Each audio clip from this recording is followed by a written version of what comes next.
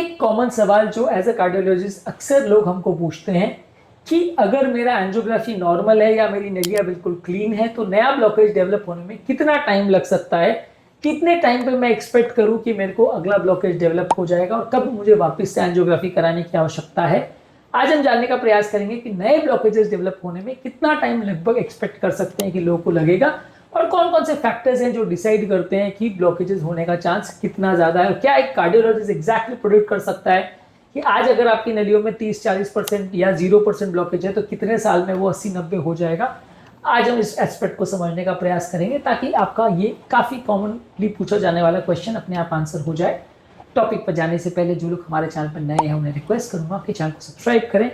हमारे चैनल के सर्वेस बताते हैं कि हमारे चैनल को देखने वाले 80 to 85% लोग चैनल को देखते जरूर है लेकिन सब्सक्राइब नहीं करते। आपका ये छोटा 2-4 सेकंड में होने वाला फ्री कदम हमारे चैनल को आगे बढ़ाने में और इस तरह के हेल्दी कंटेंट को लोगों तक पहुंचने में काफ़ी मदद करता है। यूट्यूब को रियलाइज होगा कि ये कंटेंट लोगों के लिए यूजफुल है, इसलिए वो उसे प्रमोट करेगा। आपका ये छोटा स्टेप हमारे लिए काफ़ी बड़ी मदद और हमारे लोगों के लिए काफ़ी बड़ी मदद साबित हो सकता है, इसलिए थोड़ा सा टाइम निकाल के हमारी मदद करें। टॉपिक के दौरान कुछ इंटरेस्टिंग साइंटिफिक फैक्ट्स, कुछ प्रैक्टिकल यूटिलिटी की बातें, कुछ साइंटिफिक स्टडीज, कुछ प्रैक्टिकल इश्यूज आपको बताऊंगा, हमारा एक्सपीरियंस और वर्डिक्ट भी आपको बताऊंगा, इसलिए बने रहिए हमारे साथ एंड तक।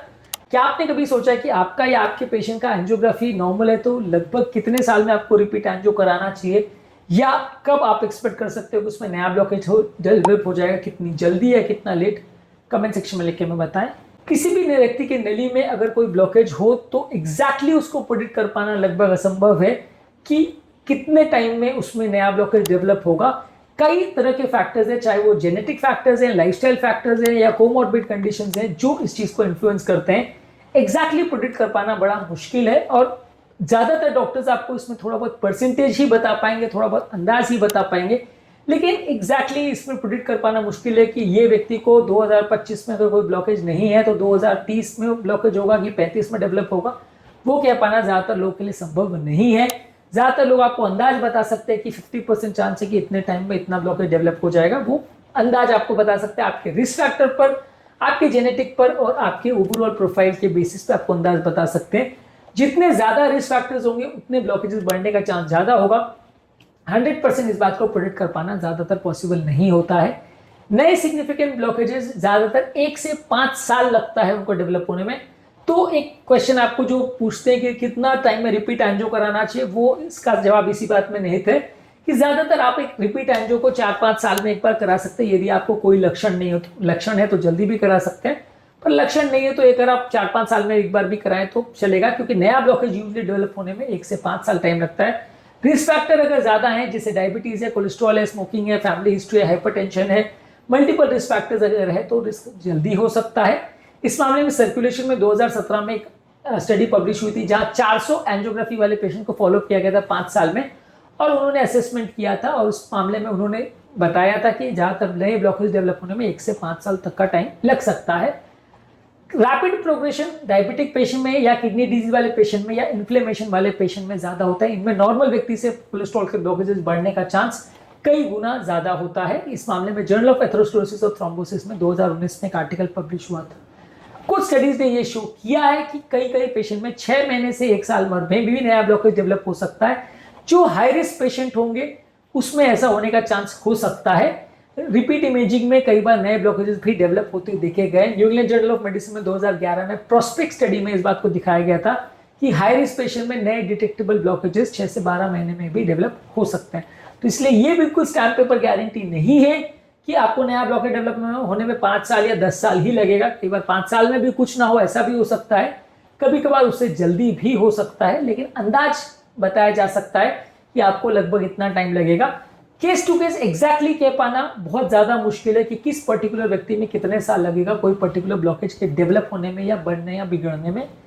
तो आपके जो फैक्टर्स है जैसे cholesterol level, hypertension, diabetes, smoking, stress, kidney factors, inflammation, ये कोलेस्ट्रॉल के नलियों में डिपॉजिट होने के चांसेस को अफेक्ट करते हैं। ये सारे रिस्क फैक्टर्स को सर्कुलेशन में 2008 में एक 10 ईयर स्टडी की गई थी, उस पर प्रेडिक्शन इस बेसिस पे किया गया था कि किस व्यक्ति को कितने ब्लॉकेजेस होने का चांस ज्यादा है। इस मामले में स्कोरिंग सिस्टम्स है जो कि कुछ हद तक मदद कर सकते हैं, लेकिन प्रैक्टिकली 100% इसको प्रेडिक्ट कर पाना भी उतना संभव नहीं है। कई और छोटे मोटे फैक्टर जैसे माइक्रोवैस्कुलर चेंजेस और नलियों की इनर लाइनिंग जिसे एंडोथेलियल बोलते हैं, उसके प्रॉपर काम नहीं करने की वजह से भी नए ब्लॉकेजेस डेवलप हो सकते हैं। और ये चेंजेस कई बार सालों पहले डेवलप हो जाते हैं एक्चुअल ब्लॉकेजेस के डेवलप होने के। 2011 में लैंसेट में इस मामले में आर्टिकल पब्लिश हुआ था कि एंडोथेलियल डिस्फंक्शन और माइक्रोवास्कुलर चेंजेस कई बार नए ब्लॉकेजेस के डेवलप होने के कई साल पहले आना चालू हो जाते हैं, पर इनको एक्चुअल में डिपिक्ट कर पाना या जांचों के द्वारा कंफर्म कर पाना या एंजियोग्राफी में इनको क्लियर कट कह पाना कि ये हो गया है, ज्यादातर संभव नहीं हो पाता है, क्योंकि ये एंजियोग्राफी में दिखने वाली चीजें नहीं है। अगर किसी व्यक्ति को कोई स्टेंट प्लेसमेंट हो गया है या ट्रीटमेंट हो भी गया है और प्रॉपर थेरेपी चल भी रही है, तो भी स्टेंट वाले जोन में या दूसरे नए जोन में भी नए ब्लॉकेजेस कुछ सालों में वापस डेवलप हो सकते हैं। 2007 में सर्कुलेशन में इस मामले में एक स्टडी पब्लिश हुई थी जिसने दिखाया था कि नए ब्लॉकेजेस फिर भी डेवलप हो सकते हैं कुछ साल में।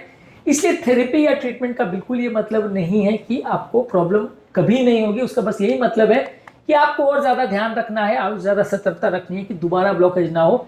ये वैसे ही कि अगर किसी नाली में या किसी पानी के सोर्स में अगर कचरा डेवलप हो गया, आपने एक बार अगर सफाई कर दी, तो उसका बिल्कुल मतलब नहीं है कि दोबारा कचरा नहीं डेवलप होगा। आप कचरा डालना अगर आदत को चेंज नहीं करोगे तो बार बार कचरा बढ़ेगा। आपको ये कोशिश करनी है कि अगली बार वो सेम गलतियां ना करें, ताकि प्रॉब्लम होने का चांस को कम किया जा सके। रिस्क फैक्टर्स जो है उनको प्रॉपर्ली यदि आप कंट्रोल करोगे तो प्रॉब्लम होने का चांस कम हो जाएगा, जीरो फिर भी नहीं होता है। कई बार छोटे छोटे माइक्रोथ्रोम्बस और छोटे छोटे प्लाक इरोजन धीरे धीरे करके होते रहते हैं, जो आपको पता नहीं चलता है, और आगे जाके वो बड़ी प्रॉब्लम या हार्ट अटैक लेके आते हैं। ये सारी चीजों को इवन इंट्रावैस्कुलर अल्ट्रासाउंड या ओसीटी से भी पूरी तरह से कंफर्म नहीं किया जा सकता। हाँ, ये सारी चीजों से कुछ इंसाइट आपको मिल सकती है जिससे आप ज्यादा बेटर प्रेडिक्ट कर सकते हो कि किसको प्रॉब्लम होगी किसको नहीं। लेकिन ज्यादातर 100% प्रेडिक्ट कर पाना या नए ब्लॉकेजेस किसी पर्टिकुलर पेशेंट में कितने साल में डेवलप होंगे, ये 100% प्रूव कर पाना संभव नहीं है। आप ज्यादातर एज अ डॉक्टर पेशेंट को खाली परसेंटेज बता सकते हो, अंदाज बता सकते हो कि उसको कितना सावधानी रखने की जरूरत है और लगभग रिपीट एंजियोग्राफी कब कराना चाहिए। ये सारे रिस्क फैक्टर्स पर डिपेंड करेगा और पेशेंट को कितने लक्षण या सिम्टम है उस पर डिपेंड करता है। इमोशनल स्ट्रेस, क्रॉनिक इन्फ्लेमेशन और बाकी सारे रिस्क फैक्टर्स, ये सारी चीजें भी इन्फ्लुएंस करती हैं आपके कोलेस्ट्रॉल के ब्लॉकेजेस के बढ़ने के चांसेस पर। इसीलिए ये एक मल्टी फैक्टोरियल डिजीज है और सारे फैक्टर्स पर कंट्रोल करने के बावजूद भी 100% प्रेडिक्ट कर पाना बहुत ज्यादा मुश्किल है, क्योंकि फिर भी बहुत सारा लक का फैक्टर रहता है। सब कंट्रोल करने के बावजूद भी प्रॉब्लम्स आ सकती है। जैसा कि मैंने कहा, मैं काफी पेशेंट्स को एग्जांपल देता हूं कि यदि ड्राइवर बहुत संभल के गाड़ी चला रहा है तो एक्सीडेंट होने का रिस्क कम हो जाता है, लेकिन रिस्क जीरो नहीं होता। हमारा काम है ज्यादा सावधानी पूर्वक गाड़ी चलाना ताकि एक्सीडेंट होने का रिस्क कम हो जाए, लेकिन आप कितनी भी सावधानी रखो रिस्क जीरो नहीं होता। कई बार गाड़ी में कोई प्रॉब्लम आ जाए, सामने वाले की गाड़ी में प्रॉब्लम आ जाए, तो फिर भी एक्सीडेंट हो ही सकता है। हमारा काम है सावधानी बरतना ताकि प्रॉब्लम्स होने के चांस को कम किया जा सके और अपनी गलतियों से सीखते जाना। आज के टॉपिक में हमने बात करी कि नए ब्लॉकेजेस डेवलप होने में लगभग कितना समय लगता है और क्यों इसको एक्यूरेटली प्रेडिक्ट कर पाना काफी मुश्किल है। हमारे इस फाइनल वर्डिक्ट ये है कि हर पेशेंट को रेगुलर चेकअप और रेगुलर ब्लड टेस्ट की आवश्यकता है, हेल्दी लाइफस्टाइल, बैलेंस डाइट और एक्सरसाइज और स्ट्रेस कंट्रोल की आवश्यकता है, जिससे ब्लॉकेजेस के बढ़ने के चांसेस को कम किया जा सकता है। स्मोकिंग को कंट्रोल करके, बीपी, शुगर, कोलेस्ट्रॉल को कंट्रोल करके आप अपने प्रॉब्लम्स होने के चांसेस को कम कर सकते हैं। लेकिन कुछ फैक्टर्स जैसे फैमिली हिस्ट्री और जेनेटिक्स भी इसको इन्फ्लुएंस करती है, जिस पर आप पूरी तरह से कंट्रोल नहीं कर सकते। जो कंट्रोलेबल या मॉडिफाइबल रिस्क फैक्टर्स है उसको आपको कंट्रोल करना चाहिए, जो नॉन मॉडिफाइबल रिस्क फैक्टर्स है उसके लिए आप ज्यादा कुछ नहीं कर सकते। उम्मीद करूंगा कि आज के टॉपिक में कुछ नया जानने को मिला होगा। जो लोग हमारे चैनल पर नए हैं, मैं रिक्वेस्ट करूंगा कि चैनल को सब्सक्राइब करें। हमारी सर्वेस बताते हैं कि हमारे चैनल को देखने वाले 80-85% लोग चैनल को सब्सक्राइब नहीं किए हुए हैं। हमारा रिक्वेस्ट है कि 1-2 सेकंड लगाकर ये स्टेप जरूर करें। ये हमारे चैनल को प्रमोट करने में और ज़्यादा लोगों तक इसकी रीच बढ़ाने में मदद करता है।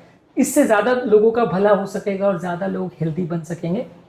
आपके कमेंट्स हमें जानने में मदद करते हैं कि आपको हमारा कंटेंट कैसा लग रहा है, प्लस हमारे लिए मोटिवेशन और इंस्पिरेशन का भी काम करते हैं। इसलिए वीडियोस को देखते रहिए, शेयर करते रहिए और हेल्थ के सफर में आगे बढ़ते रहिए।